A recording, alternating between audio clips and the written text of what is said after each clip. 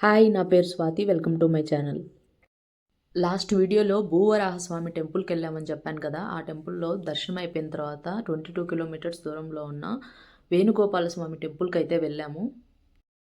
ఈ టెంపుల్ బెంగళూరు నుంచి 170 కిలోమీటర్స్, మైసూర్ నుంచి 28 కిలోమీటర్స్, శ్రీరంగపట్నం నుంచి 24 కిలోమీటర్స్ ఉంటుంది.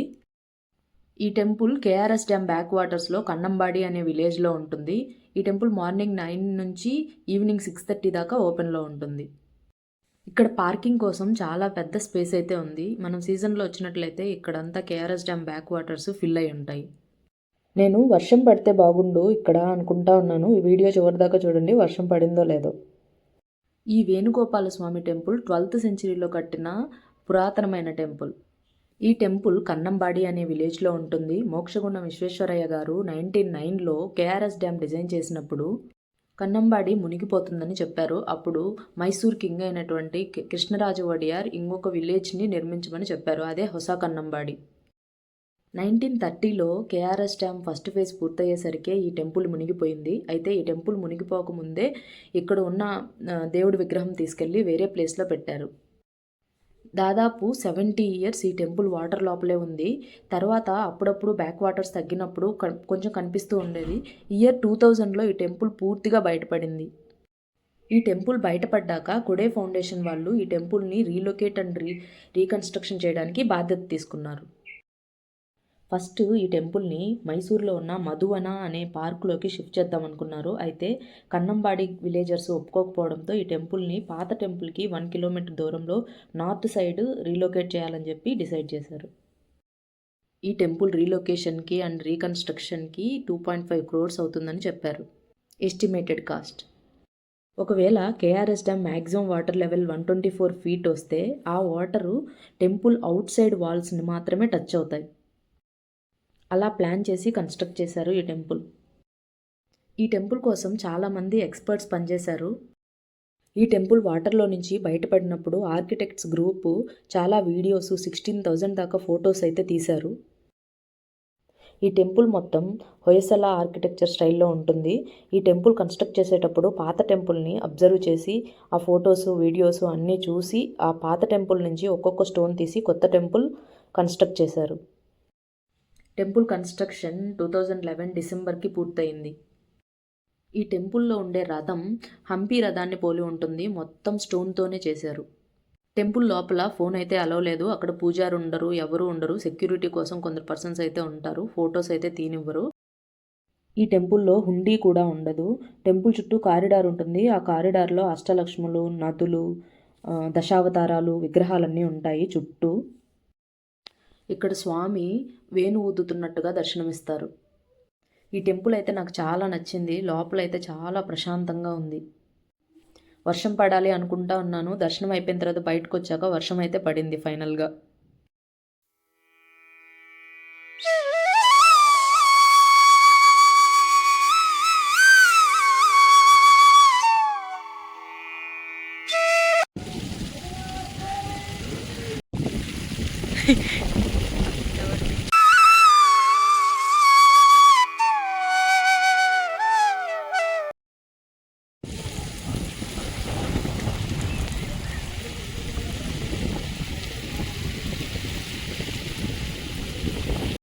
ఈ టెంపుల్లో అయితే చుట్టూ ఖాళీ ప్లేస్ అయితే చాలా ఉంది. అక్కడ గార్డెన్ లాగా తులసి మొక్కలు అయితే పెంచారు మొత్తం లైన్గా. ఇక్కడ అలాగే అక్కడక్కడ పారిజాతం మొక్కలు అయితే పెంచారు.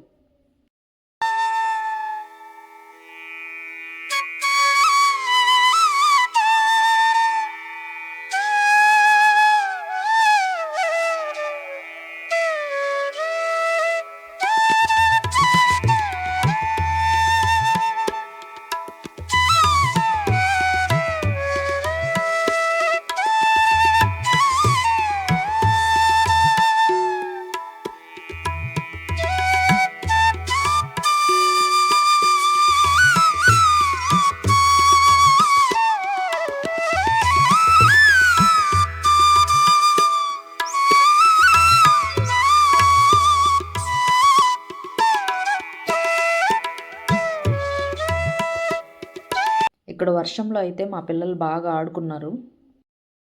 మేము టెంపుల్ చుట్టూ తిరిగి చూసుకుంటూ వచ్చాము. ఈ టెంపుల్ అయితే మస్ట్ విజిట్ టెంపుల్. మీరు మైసూర్కి వెళ్ళినప్పుడు ఖచ్చితంగా ఈ టెంపుల్కి వెళ్ళండి.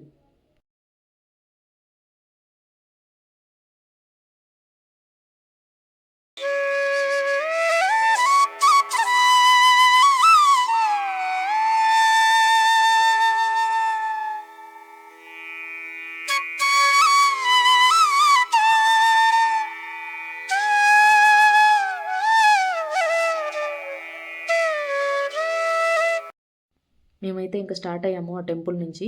ఇప్పుడు లంచ్ తినేసి వేరే దగ్గరికి వెళ్ళాలి. లంచ్ కోసం ఈ హోటల్ దగ్గర అయితే ఆపాము. ఈ హోటల్ ఉన్న ప్లేస్ అయితే బాగుంది. చుట్టూ చెరుకు తోటలు, ఇక్కడైతే పునీత్ రాజ్ కుమార్ది ఒక విగ్రహం అయితే ఉంది.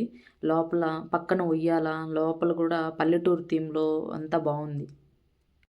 ఇక్కడ హ్యాండ్ వాష్కి బయట ఉంది. హ్యాండ్ వాష్ కని వెళ్తే ఇక్కడ నెమలి అరుపులు వినిపిస్తే వెళ్ళాము. మమ్మల్ని చూసి అవి లోపలికి వెళ్ళిపోయినాయి.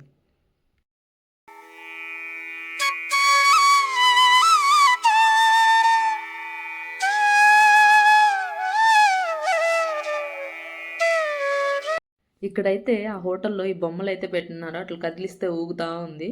ఫ్రంట్ సైడ్ అమ్మాయి, బ్యాక్ సైడ్ అబ్బాయి చూడడానికి భలే అవుతే ఉన్నాయి. అవి సేల్ మనం కొనుక్కోవచ్చు అక్కడే. 100 రూపాయలేమో ఉంది ఒక దానిపైన. ఈ హోటల్లో ఫుడ్ బాగుంది, రీజనబుల్ కాస్ట్. అందరికి కలిపి 1400 ఎంతో అయింది. బాగుంది ఫుడ్.